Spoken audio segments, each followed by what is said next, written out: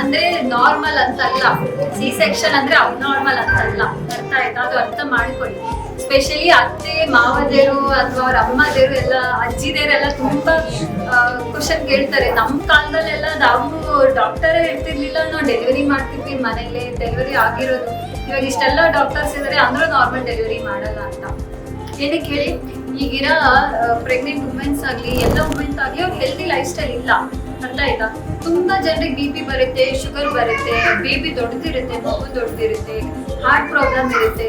So ವೈಜ್ಞಾನಿಕ ಯಾವ ತರ ಮುಂದುವರಿತಾ ಇದೆ ಆ ತರ ನಾವು ಹೊಸ ಹೊಸ ಡಿಸೀಸ್ ಕಂಡು ಹಿಡಿತಾ ಇದ್ದೀವಿ. ಮುಂಚೆ ಆ ತರ ಎಲ್ಲ ಇರ್ಲಿಲ್ಲ. ಎಷ್ಟೋ ಜನ ತಾಯಿಗಳು ಗರ್ಭಾವಸ್ಥೆ ಸಮಯದಲ್ಲಿ ರಕ್ತಸ್ರಾವ ಆಗಿ ಸಾವಾಗ್ತಿದ್ವು. ಇವಾಗ ಎಷ್ಟು ಕಡಿಮೆ ಆಗಿದೆ ಅಲ್ವಾ? ಅನಿಮಿಯಾ, ರಕ್ತ ಕಡಿಮೆ ಇರೋದು ಪ್ರೆಗ್ನೆಂಟ್ ವುಮೆನ್ ಎಷ್ಟು ಕಡಿಮೆ ಆಗಿದೆ ಇವಾಗ. ಅದೆಲ್ಲ ವೈಜ್ಞಾನಿಕ ಬೆಳೆದಿರೋದ್ರಿಂದ ನಮ್ಗೆ ಅರ್ಥ ಆಗ್ತಿದೆ. ಸೊ ನೀವು ಅದ್ ತಲೆಯಲ್ಲಿ ಇಟ್ಕೋಬೇಡಿ. ಯಾರೇ ಇರ್ಲಿ ಮನೆ ಇಲ್ಲಿ ಪ್ರೆಗ್ನೆಂಟ್ ವುಮೆನ್ಗೆ ಪ್ರೆಷರ್ ಆಗುತ್ತೆ.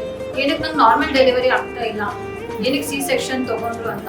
ನಿಮ್ ಏನಿರ್ಬೇಕು ಅಂದ್ರೆ ಒಂದು ಒಳ್ಳೆ ಮಗು ನಮ್ ಕೈಯಲ್ಲಿ ಬರ್ಬೇಕು, ತಾಯಿ ಆರೋಗ್ಯವಾಗಿರ್ಬೇಕು ಅಂತ ಅಷ್ಟೇ ಇರ್ಬೇಕು ತಲೆಯಲ್ಲಿ. ಅದು ಬಿಟ್ಟು ನಾರ್ಮಲ್ ಸಿಸೇರಿಯನ್ ವೆಜೈನಲ್ ಏನೋ ತಲೆಯಲ್ಲಿ ಹಾಕೋಬಾರ್ದು. ಸೊ ಎನಿಬಡಿ ಯಾರೋ ಹೇಳ್ತಾ ಇದಾರೆ ನಾವು ನಿಮ್ಗೆ ನಾರ್ಮಲ್ ಮಾಡ್ಕೊಡ್ತೀವಿ ಅಂದ್ರೆ ಅದು ತಪ್ಪು ಅಂಡ್ ಸುಳ್ಳು. ಅದು ನೀವು ಲಾಸ್ಟ್ ವರ್ಗು ನಾವು ಹೇಳಕ್ಕಾಗಲ್ಲ ನಾವು ನಾರ್ಮಲ್ ಮಾಡ್ಕೊಡ್ತೀವಿ ಸಿಸೇರಿಯನ್.